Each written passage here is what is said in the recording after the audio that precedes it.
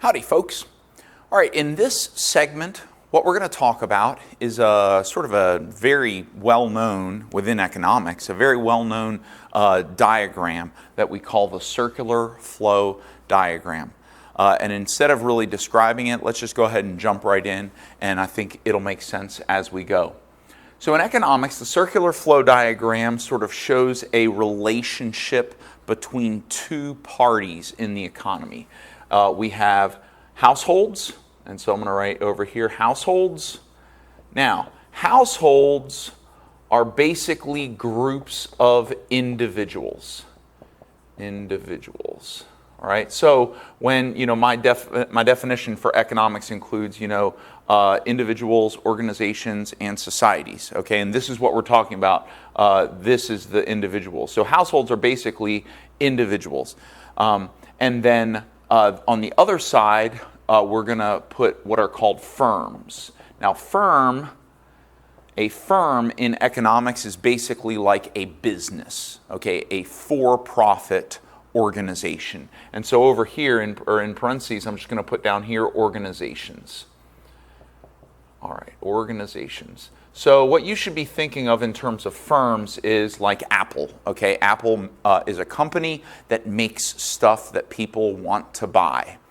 And households are groups of individuals that want to buy things. Okay, so you are an individual. When you go to a restaurant and get a meal, you are a household.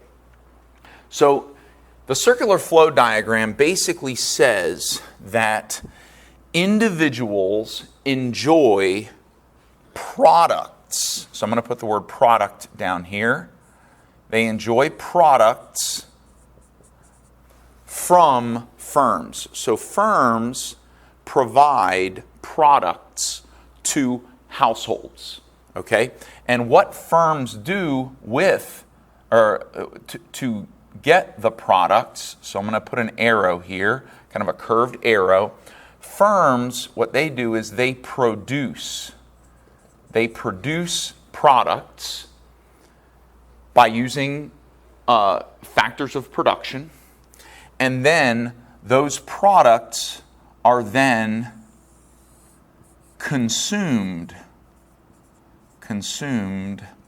by households. Now, or consumed by individuals. Why are individuals consuming the products produced by the firms? Well, because they want utility. So the individuals want to experience satisfaction. We've already talked about this, right? All right, but the question then becomes, how do the households get the products that are produced by firms so that they can consume them for utility? Well, they buy them, right? Households buy them from firms. And where do they buy them? Well, in economics, we use this term. It's called a market. So we're going to put here market. So households go to the market. Individuals go to a market, and they buy products and bring them back so that they can consume them for utility. What do households bring to the market so that they can buy products? They bring money with them. Okay? Now, the firms also go to the market, but the firms are bringing their products to the market that they have produced, and what they're going to bring back from the market, what they are getting from the market, is they are getting money.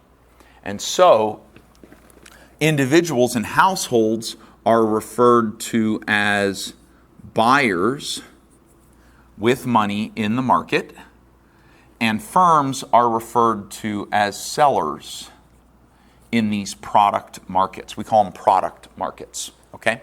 And so this is the bottom half of the circular flow diagram. Households bring money to the market so that they can buy products produced by firms who are sellers in the market for money, so the sellers get money, and then the buyers take the products that they purchased in the market and then they consume them because they want utility. Okay, so this is the bottom half of the circular flow diagram. But now this raises a question. And that question is this: where did the firms get the factors of production to produce the products, and where did the households get the money to purchase those products in the market? Because the households are going to the market with money, and the firms are going to the market with products. Okay? Well, that brings up the upper half now of the circular flow diagram. The firms, in order to produce the products that they're going to sell, they need to get factors of production. So we're going to put factors up here. They get factors of production. And what they do with those factors of production is they employ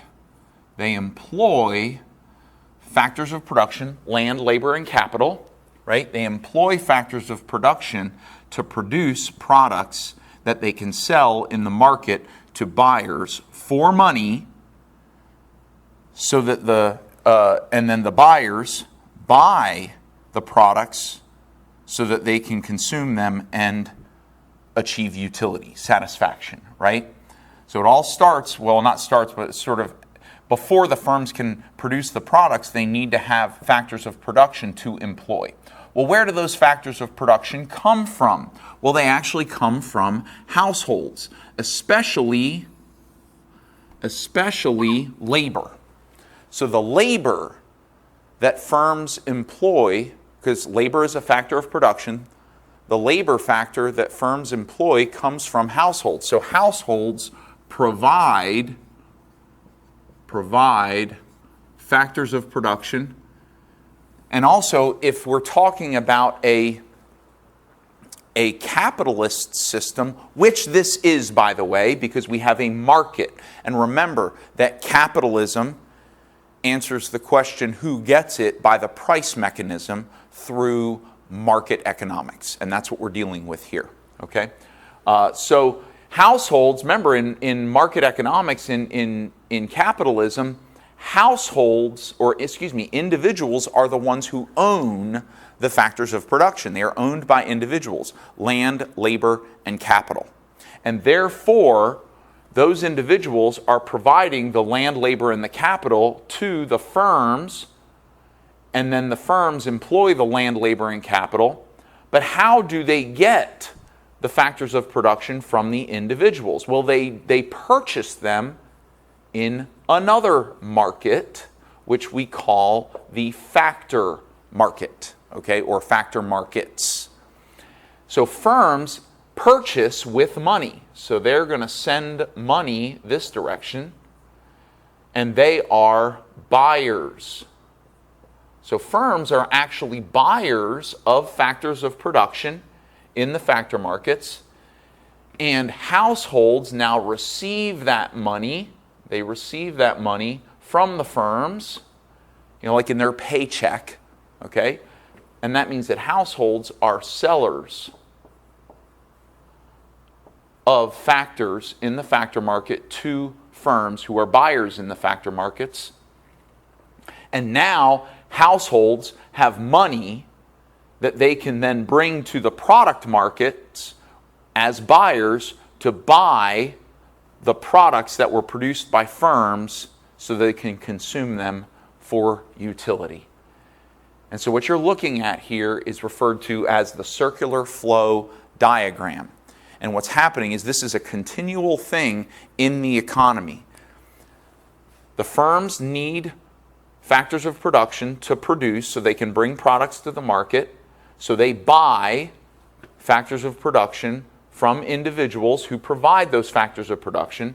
The firms employ those factors of production so that they can produce products and then sell them in the product markets to individuals who are buyers, who bring the money that they got from selling their factors of production, And then those individuals are buying those products so that they can consume them and achieve utility. And ultimately, that's what we're going for here. We want as much utility as we can get. Remember, the goal of macroeconomics, the final goal is to maximize aggregate utility.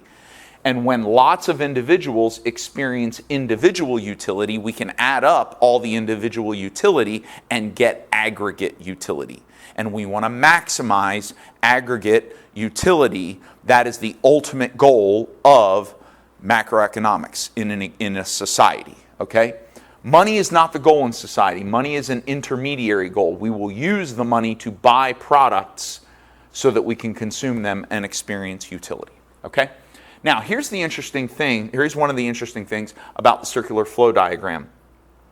I don't know if you're familiar with like electrical turbines. You know, they turn, and the faster they turn, the more they generate electricity. Okay, so think of a generator, and it's turning, and it's generating electricity. And the faster it turns, the more electricity that it produces, and the larger the turbine, you know, the more complicated, the more stuff going on in there, the more and the faster it turns, it'll produce even more and more and more electricity. Well, this is the exact same thing. This is like a turbine. The money is going to move this direction, and the money is basically like the lubrication for the machine, for the turbine. And then the resources, the actual physical resources and other kinds of resources, the factors of production are going to move this way, and the more that they turn, the more utility is being produced. And so the money's going to move really fast this way, and the factors of production are going to move really fast this way. And the more that this machine turns and turns and turns, and faster and faster and faster, the more utility that is produced, and the more economic growth and the more economic activity is happening in that society. And so the countries of this world and the economies of this world, they want this machine turning as fast as it can. Well, maybe not as fast as it can, but at a healthy level. We don't want the machine to overheat and then melt down and break down, but we want it moving pretty good so that we can produce a lot of economic activity. And the more that it moves smoothly, the more utility is produced, and the more satisfied the people in a country are. Okay? So that is the circular flow diagram. And what we're going to do is, in the next segment, is we're going to play off of the bottom part of this circular flow diagram. We're not really going to talk about the upper part of the circular flow diagram until later in the semester, or maybe in the next class.